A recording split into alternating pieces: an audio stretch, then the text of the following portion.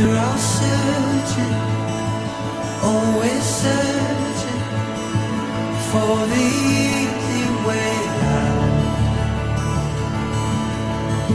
The few that found it only found that life's a merry-go-round.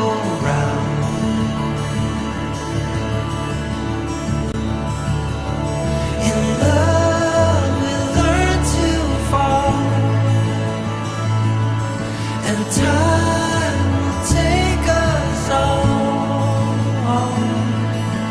Trust is the unknown, and hope will lead us home.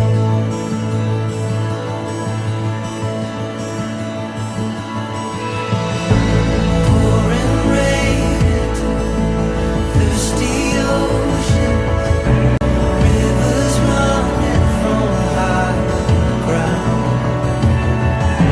Such a wonder, they know better than to lay their nature down. In love we learn to fall, and time will take us all. Trust is the unknown, and hope will lead us home.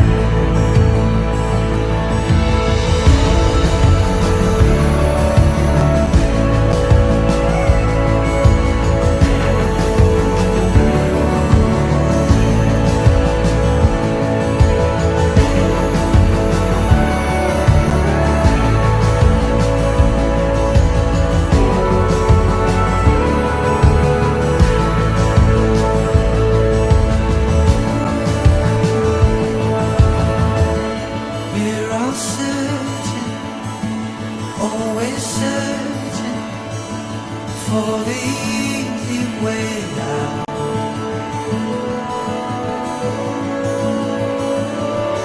In love we learn to fall, and time will take us all. Trust is the unknown, and hope will lead us home.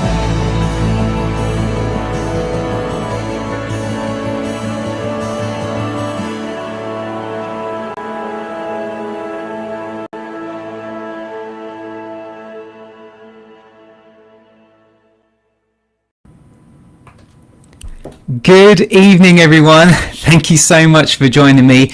This is going to be the very first episode in Lockdown 2.0. I decided, since we're going to be in another lockdown, so for those of you that don't know, I'm sure you do know, but here in England we are we've just started our second national lockdown. So I thought, what better way than to try and stay motivated and try and stay positive. So I've decided to do as many of these as I can over the next 4 weeks, and I've already actually lined up the next episode that's going to happen next week. But before I carry on, before I do anything else, I just want you to tell me, can you see me? Can you hear me okay? Have you got a drink? More importantly, I've got my little glass of Baileys here, which is very important. Cheers, everyone. It's 8 p.m. here, by the way. Let me know whereabouts you are in the world as well, so we can see. We've got hello from Morocco. How you doing? We've got Graham. Evening all. How you doing, Graham? Hello from Slovenia. We've got SB Media, that's Steve. How you doing, man? We've got Michael Hancock through all these trying times, sending love from the USA. Thank you so much, Mike. Really appreciate that, dude. I need to send you one of my new wristbands as well. I keep forgetting that. Hope you're well. All good, man. All good. Thomas, hey, Slovakia. How you doing, Tom? Really good to have you here, man. Thank you so much for always supporting my YouTube and my Instagram. I really do appreciate you being here. Oh my God, Clark Sanders is finally here, and he's seeing one of my live shows. He says he always misses out. So You can hear me just fine. Hope you're well. Very good here, Clark. How are you, man? Really, really good to hear from you. Max Power, what a great name. It just reminds me of The Simpsons, that does, when he changes his name. You can see me, you can hear me, can't do the drinking just yet. Oh, what time is it over there then, Max? I was going to go for a coffee, but it's a bit late, so I thought I'd go for a little Baileys. If I kind of get a little closer to the microphone and just kind of late night with the Baileys. I don't know what I'm talking about. Okay, so I wanted to do this episode and talk about personal projects. Personal projects is something that's really, really important to me. I feel like it's almost become my USP in the last kind of, I would say, maybe 6 months. I've really kind of honed in on my personal projects and really kind of honed in on this kind of hybrid system of making behind the scenes videos with my personal projects. It's something that I'm really, really passionate about, and it's something that I wanted to talk about tonight. If you have any questions about personal projects at all, if you have any questions about some of my previous behind the scenes work, speaking of behind the scenes, I did mention just a moment ago that I have my second episode already lined up, and that is going to be with a guest. I'm going to have Michael Mowbray join me on my show, if you like. I don't know if I'll call it a show. I mean, this is very informal and just chilled. I'm just chatting to you guys, so we haven't got any big fancy lights, or we're not doing a photographic demo or anything like that. But on Wednesday, I'm going to have Michael Mowbray, and if you don't know of Michael Mowbray, Mike films all of my behind the scenes work. So finally, he's going to come out from behind the camera, and he's going to join me on here, and this will be your opportunity to ask Mike any questions about the filming process. He's going to talk about what it's like filming behind the scenes videos from his perspective, what kind of things that he always needs to grab instinctively without me telling him. So we bounce off really well. So I'm really excited about that show that will be happening on Wednesday the 11th at 8 p.m, same time as this one. Power isn't my actual last name. Oh, okay. I also get it from the Simpsons episode. Okay, so you do. Okay, cool. Evening, Tommy from Darlow. How you doing? Good to have you here. Will Mike be live from Golden Gate Bridge? Well, this is one of the cool things about Restream. So we're going live to not only YouTube but Facebook and Twitter. And what's really nice about Restream is you can have up to 10 guests on here as well, a bit like Skype and Zoom. And if you are interested, I'm doing a 20% off of Restream. Not that I wanted to make this a salesy thing, but I'll just put it up there. But if you are interested, especially during lockdown, and you want to get into live streaming and kind of get the most out of the engagement from multiple platforms, then you can get 20% off of Restream, any of their packages, by just using the code Tommy20 at the checkout. And if you look in the description box below, then there'll be a link there that will take you straight to Restream, and yeah, check it out. There is a free option as well though, so you might as well just check it out. But yeah, I wanted to talk to you about personal projects and just generally the importance of it, and I want to know also if you're planning to do any personal projects over lockdown. Are you in lockdown? Some of you might not even be in lockdown, and if you are in lockdown, what projects do you have planned post lockdown? I know that I've got some projects coming up that well, not coming up, but I have planned that I was actually going to do at the start of this year in March, and we've actually just done one actually a couple of weeks ago in London with my friend Hazel. So this is going to be the next episode in my A Portrait Of series. So it's been a while since my last one. It's been about, oh god, I can't even remember the last time we did Holly's one. For those of you that don't know, Holly was the deaf girl. So if you've been tuned into my YouTube before, then you might already be aware of this video. But we've got another one planned, and we filmed it, and I'm just in the middle of editing it at the moment, and it'll be working with my friend Hazel. Hang on, let me just get this thing off screen. How do I get rid of this? I'll just hide that. Yeah, so we're going to be we did a project with my friend Hazel, and I'm sure she won't mind me saying this because we did an interview with her, and what's special about, or unique about Hazel, and what's unique about her story is that Hazel was supposed to get married a couple of weeks ago, and unfortunately the marriage didn't happen. And she had spent quite a lot of money on her wedding dress, and it was a 1920s themed dress, and she was so pumped about it. She was so happy to wear it. She spent loads of money. She's a great creative, and she was really kind of obviously hugely upset with the situation. But she actually came to me because I was supposed to photograph her wedding, and said I would still really love to get some images of me in my wedding dress. I'd really like to just, it will give me closure. It will make me feel empowered. I feel like it's something that I need to do. And of course I said yes. Of course I said I'd love to be able to do that, to be able to give that to you as well. I was supposed to photograph your wedding, so I felt very privileged to have been asked. And at the same token, I wanted to be able to interview her and talk to her about it, and I thought there is no way she's going to say yes to this, because I didn't want people to see on screen is I just didn't want them to see that it was just a bridal shoot, just a normal bridal shoot, because there was so much more to this shoot. So I messaged Hazel, we had a chat, and I said, look, would you be happy to speak on camera about this? And fully expecting her to say no, she said yes. So we did the photo shoot, and then we did the interview afterwards, and it's just going to be a beautiful, emotional piece that I cannot wait to share with everyone. And that is the essence of personal projects. It's got to be personal. It's got to mean something to you. If it doesn't... what was this quote I saw earlier? Let me see if I can put it up. What was it? I can't quite find it, but I spoke about this in one of my YouTube videos. I did it for the photography show, and I just talked about how if you want to think of your own personal projects, and if you're in a position where you want to try and find out your next work, your next personal project, it's very easy to get kind of caught up and looking left and right and looking what other people are doing, and trying to kind of dissect on what they're doing and think of how you can do it. But I think one of the things that I learned this year was, instead of style, think of story. And as a filmmaker, coming from a filmmaking background, story is king, as Stanley Kubrick says.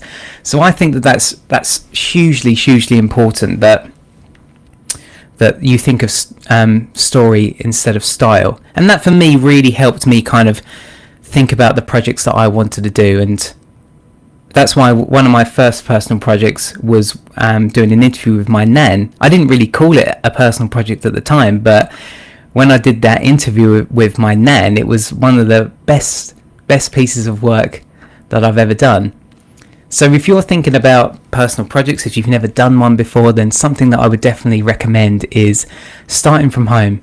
Start close to home, and if your grandparents are still around, maybe do a photo shoot with them, maybe do a little video with them. If they're not, maybe your parents or a close friend or someone who has a really engaging story to tell. That would be my first kind of initial thought. I mean, if you are in lockdown, then obviously that might be difficult, might be something to think about post-lockdown. But then when I think of the first lockdown, I actually was very, very creative. I was almost more creative during the first lockdown than I ever have been, almost, because you obviously had limitations when we were in lockdown. And I want to know if anyone else has gone through this as well. Like, when you tried to think of a project, or if you did something on lockdown, then do let me know in the comments. I'd love to read about it. But I did a couple of projects during lockdown. The first lockdown, some of you might be aware of, I did a social distancing photo shoot where I had 5 people come almost into my own studio, and they were Okay, yeah. So they were almost they were photographing me through Zoom, and that was just an amazing project that me and my friend Stephen we came up with. Stephen was also one of the photographers who was doing that shoot, along with we had Alex Benyon, we had Sean Tucker, we had Hannah Cousins, and we had my buddy Aaron for all the way over in the States. That was Aaron Anderson. And actually, talking about that personal project, we nearly got Vanessa Joy to do that as well. We nearly got Vanessa Joy to do that. I actually reached out to Vanessa Joy on Instagram, and I just said, would you be up for doing the shoot? And I outlined what it was all about, and she said yes straight away. She said, I would love to do that. The only downside, obviously, with Vanessa Joy is that because of her affiliations with certain brands, she couldn't unfortunately take part. So she's what is it? Is she called an explorer of light? I think is her. The gain on your mic is too high. Maybe should I just come back a little bit? How's that? Is that a bit better? Sorry about that. I probably was a bit too close, actually. Yeah, I think she's called a Canon Explorer of Light. So, and that, that meant she couldn't take part because we were using a Panasonic camera, and also the lighting I was using was Pixapro. And Vanessa Joy has an affiliation. Well, she said, was it? No, I don't think she's associated with Profoto because she does a lot of Adorama stuff. I can't remember exactly, but because of obviously the camera brand, it meant she couldn't take part, which was sad because it would have been great to have worked with Vanessa Joy, but nonetheless we still were able to create a really, really cool piece of work. Michael Hancock, she is a Canon Explorer of Light. Yeah, okay, I thought so. Yeah, that would have been really cool to have had her on board. But another personal project that I did during the first lockdown was I did the self-portrait project, and this is something that anyone can do. So I know I said start from home. If you're doing a portrait series, you start with family, but even if that's too difficult at this time, if you are in lockdown, then try doing some self-portraits. And I know that Stephen watching, I know that he did a self-portrait over on Halloween, which looked really, really cool. So let me know in the comments if you've done any self-portrait work recently. I'm looking over at the comments here. I have a feeling that no Facebook comments are coming through, or at least I'm not seeing them. So I'm just going to fire up Facebook just to check that that's working. If you are watching me on Facebook out of curiosity, would you mind just giving me a little comment just so I know that you're reading it? Okay, I'll just carry on. I think I'll just have another tab open here. That's no big deal. Just put a Canon sticker on them. Problem solved. I could have done that, couldn't I? Do you know what? A funny story. I was asked to photograph an Olympus. Like, she's quite high up. I was asked to photograph her wedding, and I said to her, "You don't mind that I'm going to be shooting this with a Canon, right?" And she went, no, that's fine. And all day I just, because there was loads of Olympus employees at her wedding, naturally, and I was tempted to cover up my Canon logo, but naturally I had loads of people on the day saying, "Canon wanker." But I tell you, there is nothing more nerve-wracking than photographing a photographer's wedding. Now that is really, really nerve-wracking. Although, having said that, I've done it 3 times now. I've photographed 3 photographers' weddings, and every single time, as soon as I get there and when the day's going, it actually turns out and goes even more smoother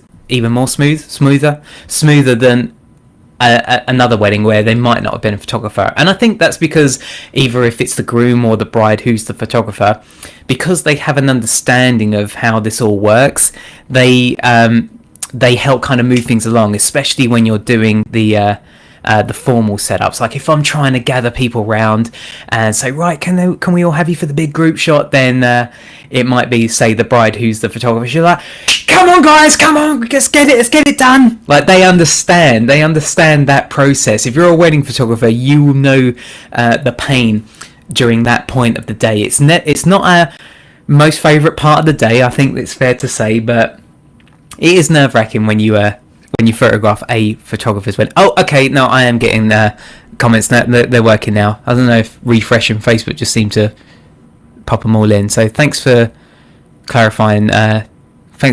Thomas, Maureen, and Emily. Hey, Emily. Mark Wilshire, how you doing, man? Good to have you here. How you doing? How'd you get your hair to look like that? I just used some styling wax. Do you know what? Speaking of my hair, look, I've decided for the first time since I was 23. So we're going back, 7-8 years now, to not dye my hair. So I've actually been going grey since I was 23, and I've just decided in the last 6 months I'm going to stop dyeing my hair. Random detour, but yeah, you asked, so. Cheers, everyone. Let me know if you got a drink. If you just tuned in, it's a Bailey's, and also if you've just tuned in, we're talking about personal work. Oh, speaking of the last personal project, which I'm still in the middle of editing, I didn't mention that we were experimenting with Leica, so I got the awesome opportunity to play with the Leica SL2, which, oh my god, I mean, it's £4,500, it might even be more than that, it's about £4,500-5,000 just for the body on its own. And we was using the 24 to 90mm lens and the 35mm lens. I also borrowed a couple of Sigma lenses as well. I borrowed a 50mm and an 85mm lens, and they were... I love Sigma glass. The glass was amazing. The Leica glass as well, obviously, it was incredible.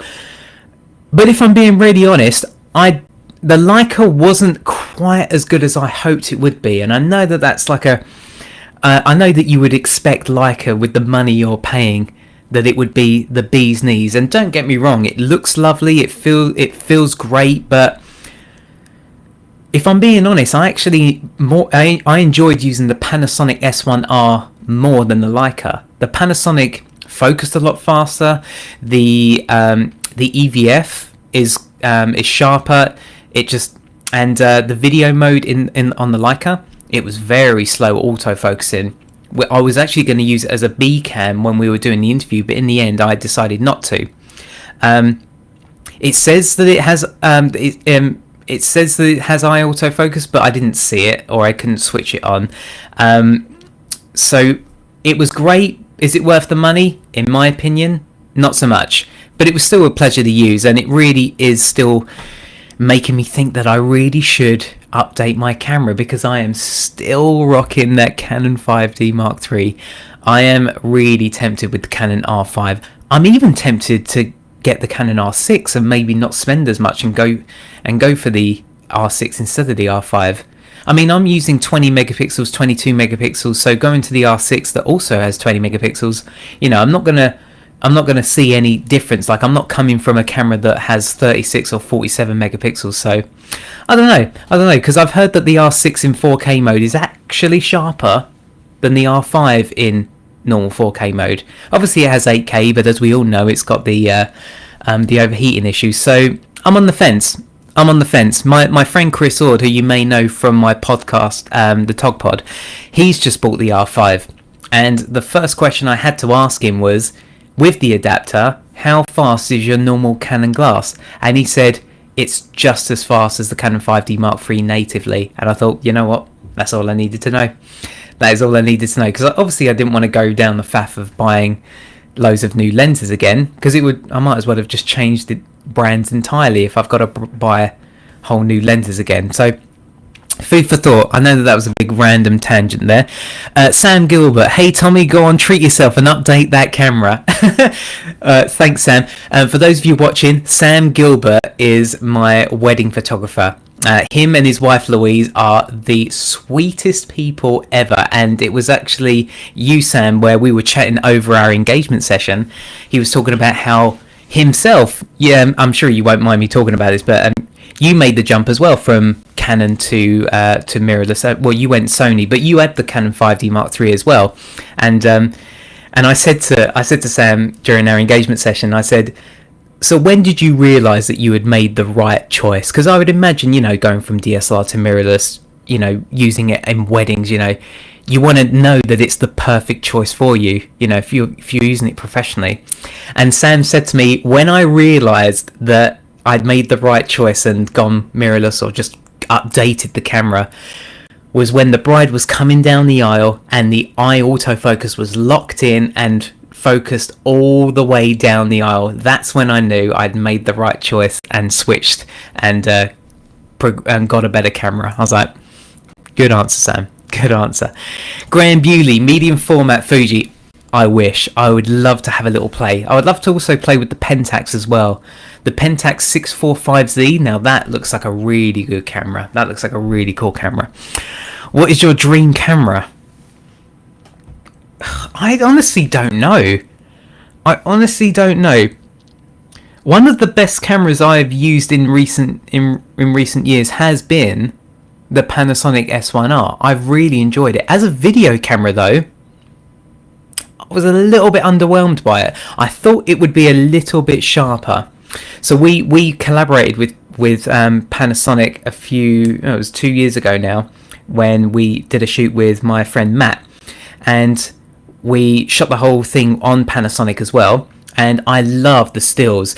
And a lot of people compare the Panasonic S1R to the Leica SL2 that I used recently because they're both 47 megapixels, and I really love the stills from the Panasonic. From the video though, I don't know, I just felt it wasn't quite as sharp as I was hoping it would be. So I don't know what my dream camera is. I really don't know. It's a difficult one. Suzanne, Nikon. I started with Nikon. My first ever camera was a Nikon D40, and then I progressed to a Nikon D300.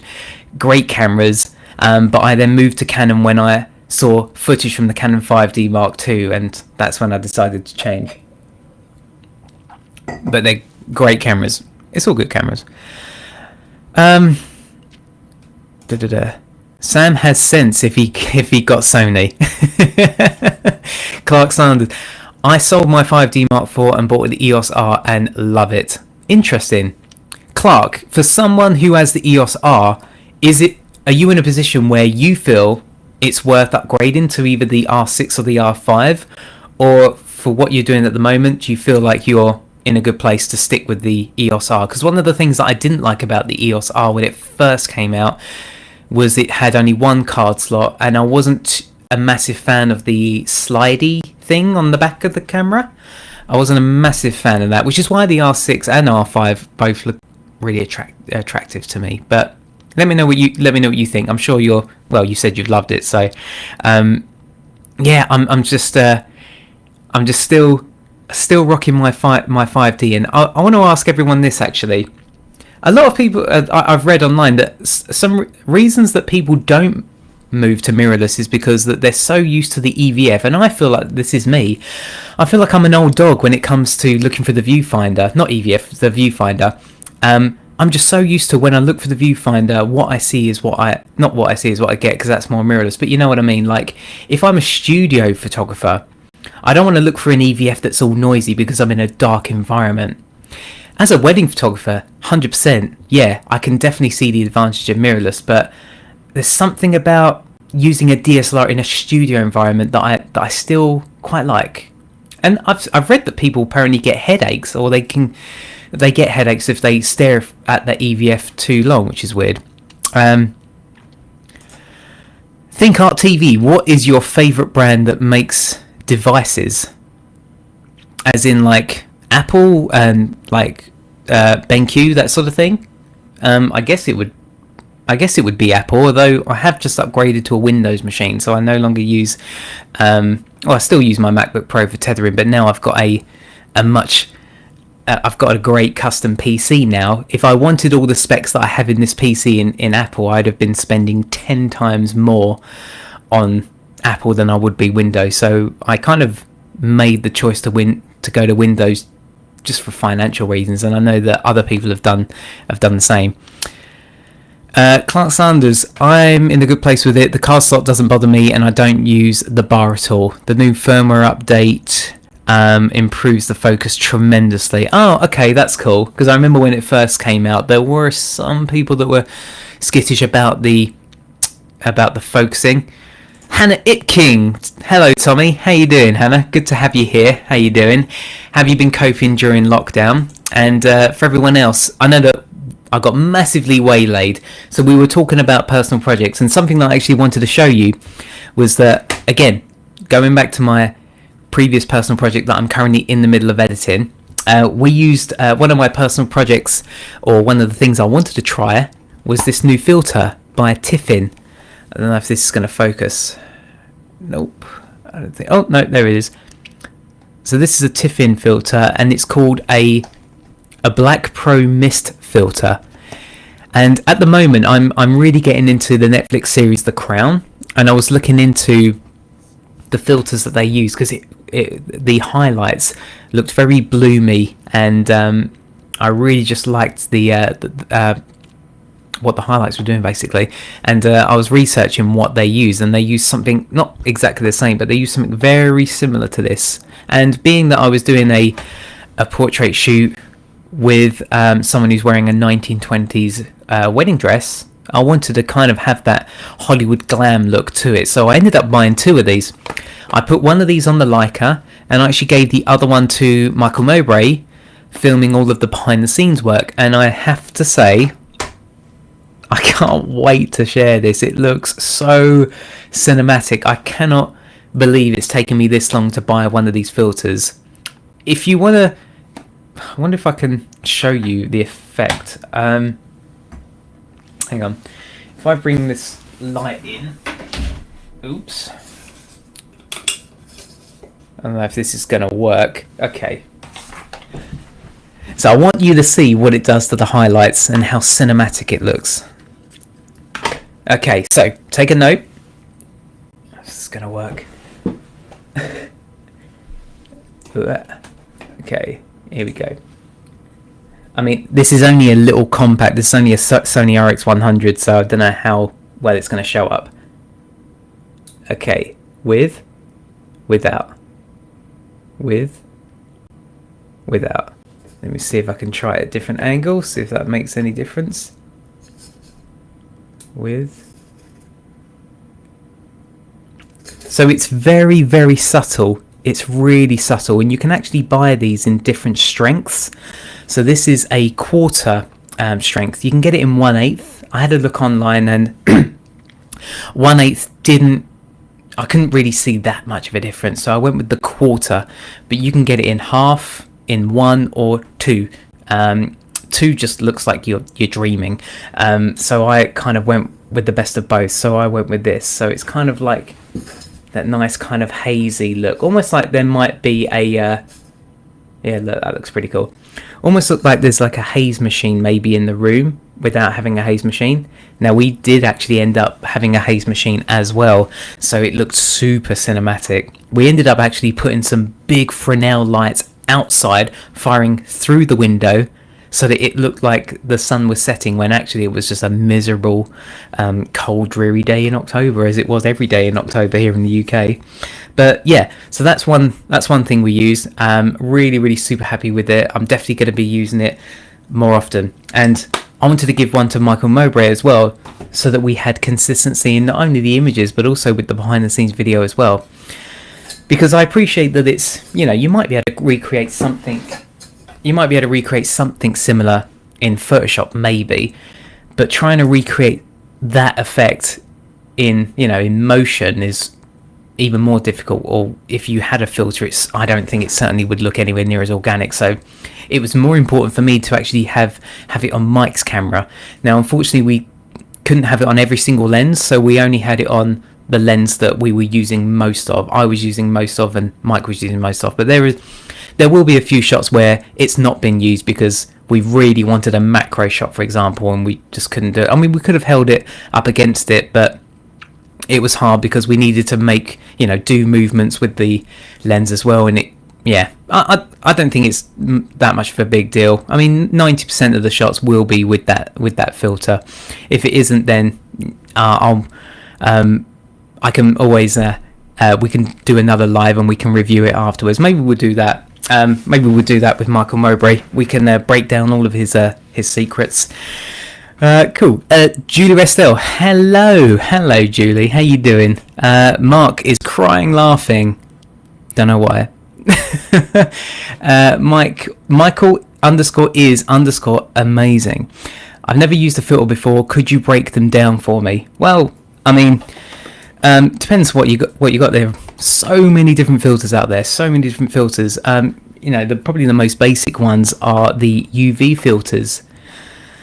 But I never like putting UV filters on unless it's I guess it's a really expensive UV filter. But even then, I just think doesn't really, for me, these specialist ones like polarizing filters, ND filters, they're kind of ones that people will use most of. These like Glimmer Glow and Black Pro Mist filters, these are very specialized filters for a very specific look, and I love this. I really can't wait to use more of this. But filters, just, if you like modifying a light, they modify your image in some way, so it depends on what filter you go for. Feels like I'm at the eye doctor. One better than two. Sorry about that, Clark. Tommy working on the fly whilst drinking Baileys. Haha, nice. Cheers, man. Let me know if you've got a drink. Everyone have a drink. Come on. I love that everyone's getting involved now. What is a filter you are using right now? I have no filter on at the moment. This is a Sony RX100 Mark IV.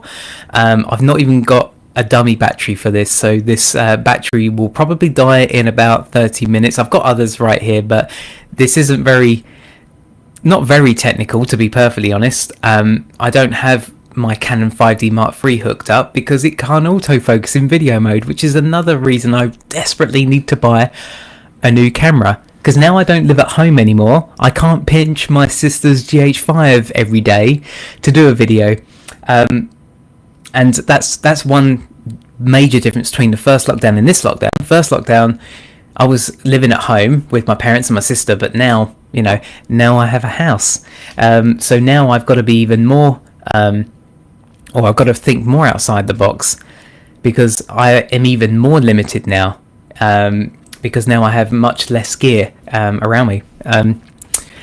Julie Restel, what are you drinking? I'm drinking Baileys, Julie. Come and join me. It's not coffee Baileys, unfortunately. It's just a regular Baileys. Julie's my future mother-in-law, by the way. I think he's trying to get us drunk. Do you know what? I saw someone do a live stream, and he had a bottle of whiskey, and I don't know, on YouTube you can do a thing called super chat, so you can actually donate money to the person who's live streaming, and for every super chat they gave him, he did a shot. Yeah, he got pretty pissed by the end of it.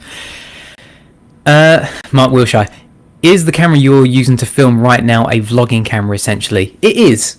I use the Sony RX1. Wow.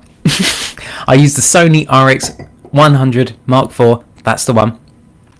I use this for vlogging. Not that I have vlogged much in the last few years, but I use it when I go traveling, when I make my little home videos. When I propose to my fiance, I use this to film with. What did I also use it for? I've done a kind of a moving in video, so I haven't edited that yet, but I've filmed the whole day or whole few days of when me and Emily moved into this house, so that'll be a nice little personal project 3-minute video to music that I'll be sharing soon. But yeah, this is the camera that I use when I go traveling. This and a GoPro, everything is filmed in auto. I do think I have like a picture profile put on this. I think I put it on portrait, so it just gives me a little bit more color rather than the standard profile, because I can't really do much else with what I've got. chocolate orange Baileys, Graham. Oh my god, is that a thing? There's so many Baileys out there. Like, you can get the there's an almond one, isn't there? There's a coffee Baileys. There's a strawberry one. I didn't know there's a chocolate orange one. That's next level. I'm gonna have to get that. Yeah, so the RX100 Mark IV is essentially my vlogging camera, although there is what they call a vlogging camera that has come out recently from Sony, which looks incredible. Like, the focus on it is super fast. I can't remember the model number, but that does look really cool. ThinkArt TV, do you use OBS? If not, what editing software do you use? Editing software, as in if when I'm editing video, will be Adobe Premiere. OBS, Open Broadcast Software, if you're live streaming, you could use that, but the one reason I choose not to use OBS and I'm using Restream Studio is so that I can pop your comments on screen, individual comments on screen, and that's why I like to use Restream Studio. Yeah, I've never used Final Cut Pro X. I've always been Adobe. No, I used Final Cut Pro 7 10 years ago, and then I moved over to Adobe. So I tell a lie. Tommy, have you tried the accessory I lent you? No rush for it though. As in the GoPro one, the GoPro accessory, or which accessory was you referring to? Sorry, Steve. Jessica Richardson, so gutted we never got to do the April workshop. Roll on the next. I have so many questions. I'm so gutted we couldn't do the April workshop, and it's still, you know, I've obviously not forgotten about it. I still hope to do it in London at Sprat's Factory, where we did the Panasonic collaboration, which was the title video on my YouTube called Share Your Work. I really can't wait to get that organised. And you know what? When we do eventually do it, it's going to be even better than what I had planned, because now we have better resources. We have obviously we've got more time now. I've got even more time to make it even bigger and better than ever before. So really can't wait to eventually do it, maybe next year, but it will happen. Don't worry, Jessica, it will happen. If you do have any little questions here, then just drop them here. It's good to have you. Thanks for being here. Mark, have you tried StreamYard for live streams? It's really good. I haven't tried StreamYard. I looked into there's another one, and another one that's kind of, oh god, I've forgotten it now. I haven't used StreamYard though. What I like about Restream, and if you go and check out my YouTube, I did the ultimate live streaming setup, and I go quite in detail about why I like to use Restream, and why I think it's better than all of the others out there, including StreamYard. Although I've heard really great things about StreamYard, I just never kind of got to it. I came across Restream first. So, yeah. Congratulations, you've received 100... Oh, cool. Thank you, Restream. ThinkArt TV, what was your inspiration to... what was your inspiration to be on YouTube? Well, I said this at the photography show, but I never had any intention of starting a YouTube channel with the intention of, you know, doing it for the numbers or trying to gain, you know, be popular. And I don't think anyone, you know, starts their YouTube out as doing that. The reason why I started doing my YouTube is because I wanted to have an archive of all the photo shoots that I've done in the past. I wanted to be able to look back on in 5-10 years time and say, this is what we did on that day. And that's kind of where my personal project all stemmed for. Because I remember at the time when I was planning my first personal project, I wanted to get it filmed. I thought, might as well, it'll be cool. There's no client involved, it's just for myself. So I don't, you know, I can have a videographer there. The client's not going to worry because it's my shoot. And it's just, and that's always remains the same. Now, you know, fast forward to today, I'm now very fortunate to collaborate with brands alongside these personal projects, but they're always and foremost personal projects. And I do it just to archive. I mean, how wonderful is YouTube? How amazing that I can look back on what I've done in all these years. I can actually see myself grow. Like, I went back and saw some really old videos, and I just saw how young I looked. I'm seeing myself grow through YouTube. I'm actually seeing my work grow in front of me. which is a beautiful thing. It's amazing to be able to see that, and knowing that it's obviously on YouTube, that I don't have to have all the files stored, in one place. I can, get my phone out and then launch that video and just watch it anytime I want, and that's beautiful. I love that. Yes, Tommy, Dogcam. No, I haven't tried Dogcam yet. Has anyone else done that? Have they ever used that GoPro accessory and put it on their dog? Let me know. Jessica Richardson, for studio work, I'm basically working from my front room as opposed to a designated studio. So looking for a backdrop support system that's strong. Do you have any recommendations? If you check out Pixapro, they have a some sort of, I forget what they call it, supporting column. Let me actually go on their website and find it. But I use it for all of my shoots.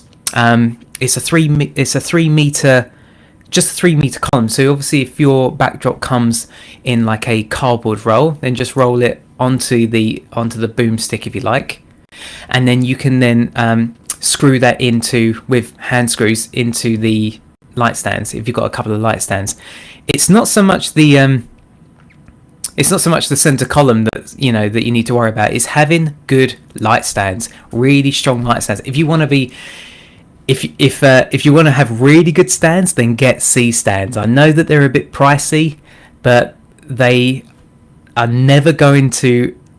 You'll never sell them. They will never fail on you. There's something that you will keep forever. We use C stands all the time when we're doing shoots. If I don't have many C stands, but if I'm bringing a backdrop, then the C stands go on the backdrop. That is a must, because it's need to go up high. There's going to be weight on it, so it needs to be strong. So I would invest in C stands if you can. If not, then don't buy kind of cheap like light stands that might be coming from China, because I've done the same. I'm only saying this because I've done the same, and they've been very flimsy.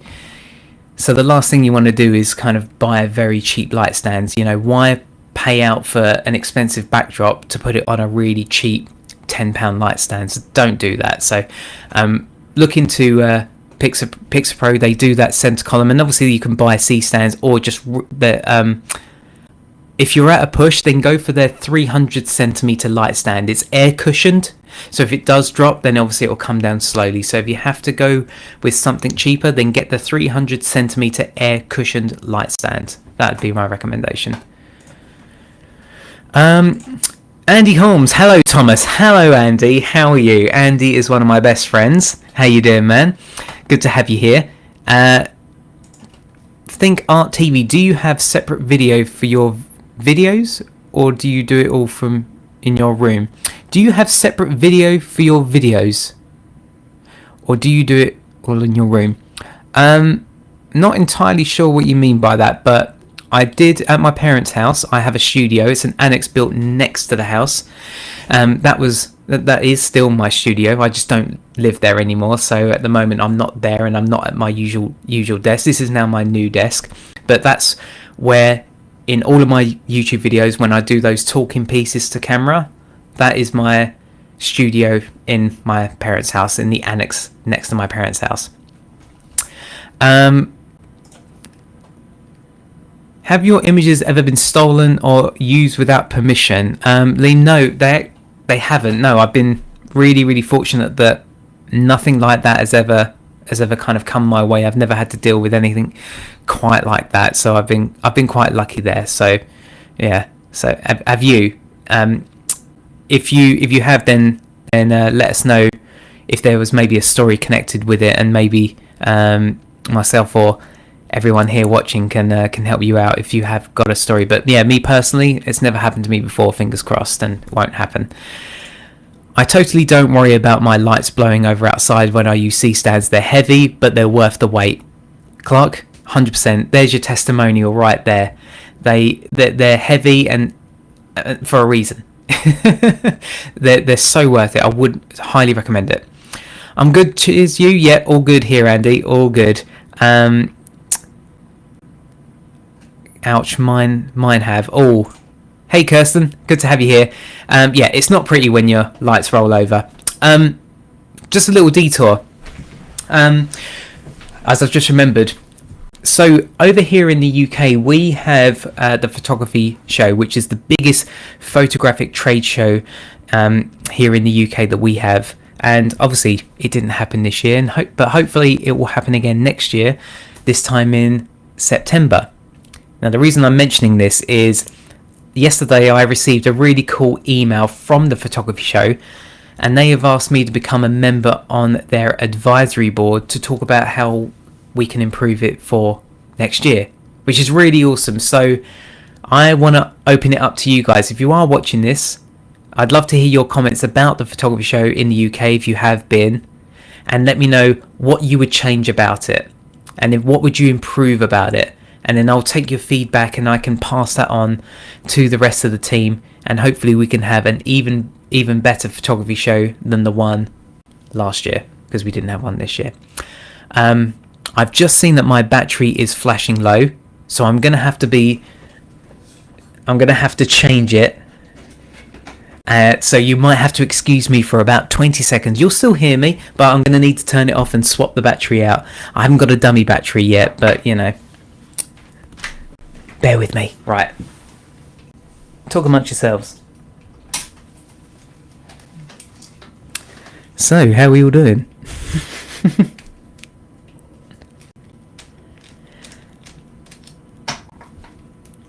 Sold, heading for a C-stand. Well done, Jessica. You will honestly not regret it. They are, and you know what? They look really good in photos as well. So I heard this expression recently called dirty framing, where you would take a photo of maybe of a portrait and you would kind of leave in the shot the C-stands or the set around it. And so if you're going to do that, having a C-stand in shot kind of looks cool. Okay, I should be coming back now. There we go. Yeah, sorry about that. Yeah, I kind of like the whole kind of dirty framing look. It's almost showing a behind the scenes within the final image. You're seeing kind of around it. You might be seeing a bit of the light stand and the light in shot. You're seeing what they've used. So you're almost kind of showing that behind the scenes within the final image, which I like. So yeah, I like to see C-stands in my shots anyway, because I just think they look more professional. I like the look of it.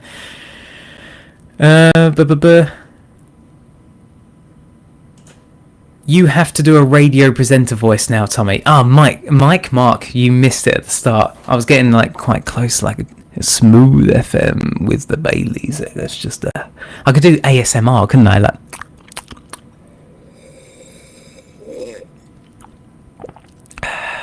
oh yeah. Oh god, I enjoy dirty framing. Who doesn't, Mark? Graham, need more talks and info on newborn and family photography. We've spoken about this before. There seems to be so much more commercial photography there, but how many work in that industry? No, you're 100% right. It is something I've noticed. You never really see, especially actual photographers speaking about it as well. Like I've seen other people like sell products for newborns, but not specifically photographers giving talks about the topic. So I'll definitely put that forward, Graham. That's a really, really good shout. C-stand in Amazon, £90. That's pretty good.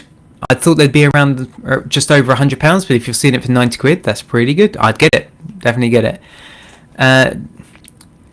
Oh, hey Joe, how you doing? I'm doing really good. Wow, that is a blast from the past. So me and Joe worked together years and years ago, when Joe directed a music video for an artist called Nick Howard, and I filmed it. It was we filmed it at the Tap and Tin in Chatham.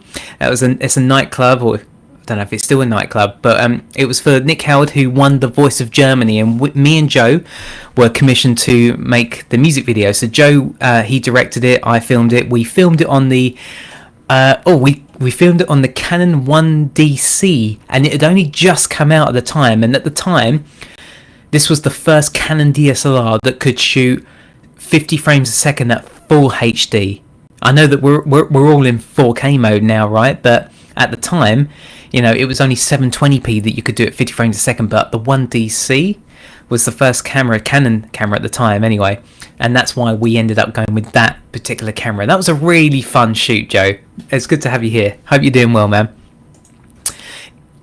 Is Bailey's your favourite drink? It's one of them. It's one of them.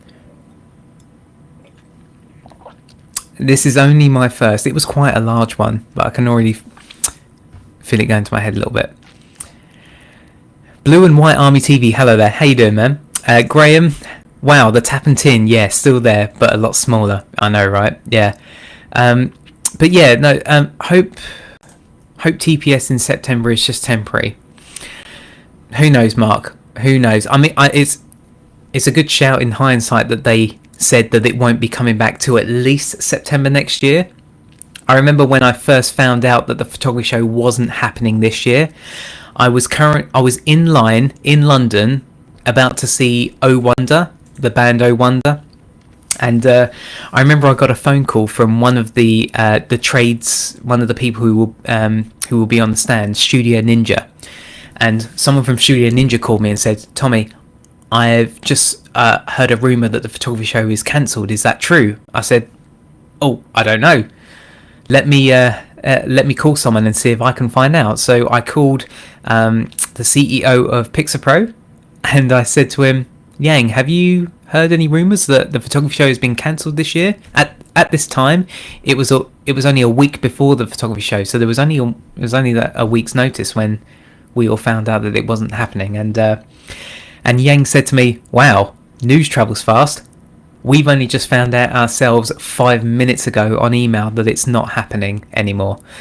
And I think they made the decision very soon after that it wouldn't be coming back until at least September 2021. And, I think at the time people were like, "Oh, I'm sure it'd be fine by next year." Obviously, look at us now. Who would have thought, eh? But yeah, I hope that, things can go back to normal by the spring if vaccine does come, and then we can go back to shooting as per normal, and we can have the photography show in September. But as I say, if you are just joining me, if you do have any recommendations on how you would improve that trade show, if you are watching here in the UK, if you're not, I don't want to talk too much about it because it's not relevant to you guys, and I know that we were supposed to be talking about personal projects, but we got massively waylaid. If you are just joining me, the whole reason I'm doing this is because here in England we have just started our second national lockdown, which will last for at least 4 weeks. So I want to try and do these live sessions more regularly. It's just something, it's just something for me to do, and it's just something to give back to you guys. And I think it'll be fun. Like, I've already got the next one planned, as I said at the start of this. I've got Michael Mowbray, who films all of my work. He'll be coming on Wednesday at 8 p.m.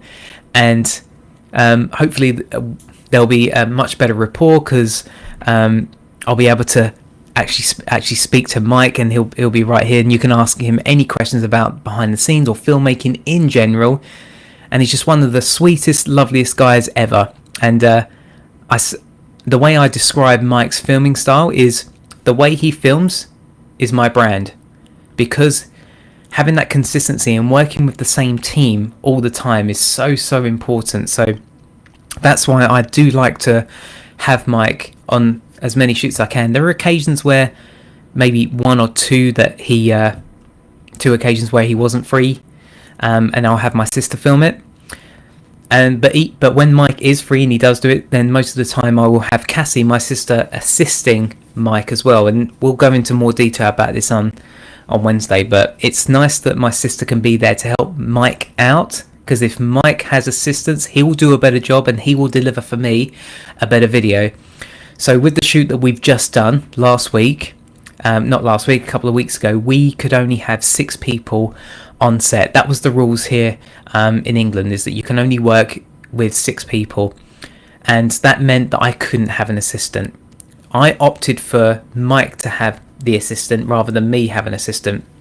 I would much rather have Mike had less anxiety and delivered me the best video knowing that he had assistance. So that's why I chose to make Cassie Mike's assistant rather than assist me. Okay. hello, Tommy. William here, mate. Been ages, bro. How you doing, man? William, how you doing? No, so for a split second, I forgot who you were, but how you doing, man? It's good to have you here. I hope you're well and you're staying safe. Let me know how things are where you are. Tommy, who would your personal project be paid out to? Who would your personal project budget be paid out to? I'm not sure what exactly you mean there, Mark. Where does the budget come from, or who gets paid on personal projects? I'm not entirely sure what you mean by that, man. Let me know. If you can be a little bit more specific, that'd be great. Lockdown has been crap in some ways. I miss shooting live gigs and wrestling shows. Last shows was in Feb. I know, it's just one of those things, man. One of the things that I said on a podcast, I don't know if Kirsten is still watching, but I was on his Camera Shake podcast a couple of days ago, and one of the things I said on there that I want to say here is lockdown is crap, but I want you guys to remember this is temporary. This is just temporary. And I think, when it comes to your mental well-being, I think accepting that there is nothing that you can do about it is the first step to, I know for me, for making me feel a bit better about this whole situation, but realizing that there is nothing that you can do in accepting that fact and remembering that this is only temporary and, things will go back to normal. It's really sad how the government are saying how creatives are not, it's not classed as we need to retrain and all that stuff. And I think it's when you think that, it makes you feel guilty, doesn't it? Because you think, as a creative, you think, I've not picked the right job anymore. Maybe this wasn't the right decision for me to go down. This wasn't the right decision. But obviously that's totally rubbish. That is absolutely rubbish. This is not your fault. It's not your fault that you can't earn money as a creative during this time. That doesn't mean you picked the wrong job. That really doesn't mean you picked the wrong job. There is nothing that we can do about it. But this is temporary, and things will go back to normal. And if you can hang in there, and if you can stick to your guns, then we'll all get through this together. Mark, as in with your budget, who would you pay like Mike videographer model? Okay, yeah, fine. It honestly depends on the. It honestly depends on the shoot itself. So, for example, I didn't pay my model for my last shoot because it was a collaborative process between me and Hazel. It was kind of our project together. But yeah, for sure, in the past, I will pay models, and I always pay Michael Mowbray, my videographer. Although in the past, Mike recently got married, and I said to Mike, instead of paying me, let's exchange our time for each other. So I photographed his wedding for free. In exchange, he done 2 or 3 days worth of work with me for free. So I always pay Mike, but in that situation, it's good if you can exchange stuff like that. I know I do it with a lot of my friends. Instead of paying them or they pay me, we kind of exchange each other's talent, if you like, each other's skill. But yeah, generally, almost everyone involved will be paid. If I can afford it, which is why sometimes personal projects don't always happen, always happen as and when. So I need time to save up, or like some of my assistants, for example, instead of paying them, I will assist them on their shoot. So it's good to exchange skills. You don't always have to pay everyone, and thinking that that's the only thing that's stopping you. Supporting friends by using skills as payment is definitely the best way. 100%, Andy. So true, so true. Me and Andy, we do it all the time with each other, all the time. Well said. Thank you, man. Thank you, Camera Shake. Oh, you are listening, guys. Thank you. How's lockdown been so far? Yeah, I mean, I feel like, in a weird way, I feel like I'm almost prepared for it because we've done it once before, only recently. The only difference, as I say, this time compared to last time is I'm now living in a different house. I now don't have access to my studio because that was at my parents' house. So now I'm forced to be even more creative, if you like, because I now have even more limitations. And I think that's quite interesting. I've been more creative in lockdowns than I have ever been, because I think there's a lot to be said about having restrictions in place. Because I think when you have restrictions in place, you're almost forced to be creative, you know? If I'm lucky that I have quite a few modifiers at my disposal, but at the moment, I've only got 2. So that's going to force me to be more creative in using just those 2 modifiers. Or I've only got a couple of lenses as well, so I can only use a couple of lenses. So maybe that could be a personal project for you guys as well. If you're thinking about personal projects, I know that, you know, we're kind of coming a full circle now, and I am going to start wrapping this up. But if you are thinking of doing personal projects, that it's the most creatively fulfilling thing that I've ever done. My personal projects are stuff that I'm going to look back on in years to come, and I'm going to be so proud that I've done them. And I was having this thought process only an hour ago, and when I think about the types of videos I do, you know, as you know, I do tutorials, and then I've got my personal projects.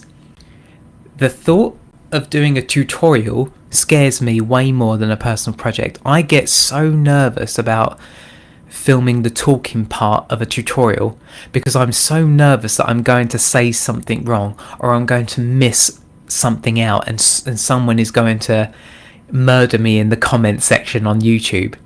I feel so nervous about it because, you know, sometimes it can be very technical what I'm trying to get across and what I'm trying to teach. But when it's a personal project, there's no fear because it's my project. It's something that I photograph, and and I'm passionate about it. And I think that that's something that I employ everyone to do. And you know that I always encourage everyone to do one personal project a month. And I think that's just so important. When it's something you're so passionate about, you are bulletproof. There is nothing that can hurt you. And if someone leaves you a really bad, cruddy comment on YouTube, if someone's just trolling you, just delete it. I read a great story of someone saying, you know, when someone leaves me a bad comment, I just delete it straight away, because if someone walked in and took a shit on your living room floor, you wouldn't just leave it there, would you? And that just it really made me laugh. So I thought, yeah, that's right. That's why I'll just delete it. Why not? But when you're doing a personal project, you are bulletproof. Nothing can harm you. It's your work. It's your passion. I use YouTube as a way of archiving it. It's great to share, and it's great to get feedback from people, but make personal work for you and your closest friends and family. Imagine you're making it just for them. I use YouTube purely as a means of archiving it so that I don't lose it. You know, I can look back on it in years to come, and I can see, as I said earlier, that change and that progression in my work, even in myself, you know, physically as well. I know, look at that. Friggin' inverse square laws, Andy, I know, mate, like, the thought of doing a video on that would... No, I kind of understand it, but I kind of don't want to try and explain it out loud. Barry, no room for negativity in creativity. Love that, Barry.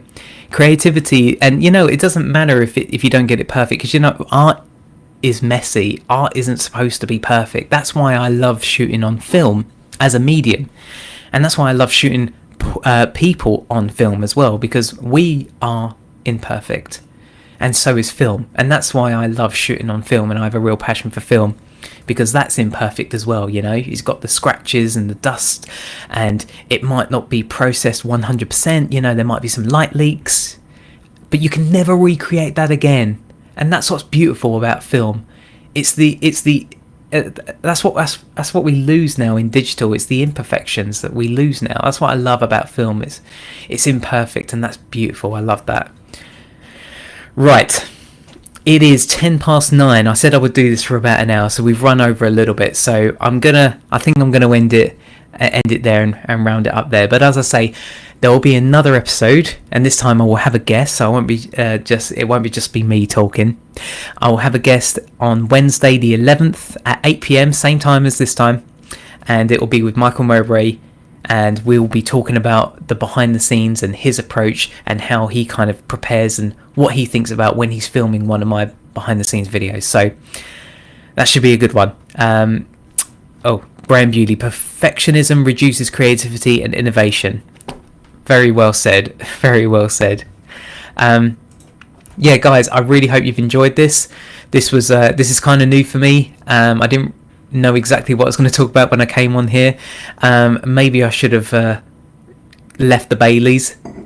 So sorry if I did ramble, but thank you so much for being here. I really enjoyed you being here, and I hope to see you guys on Wednesday the 11th when we do this again. Thanks ever so much. I'll see you soon. Good night.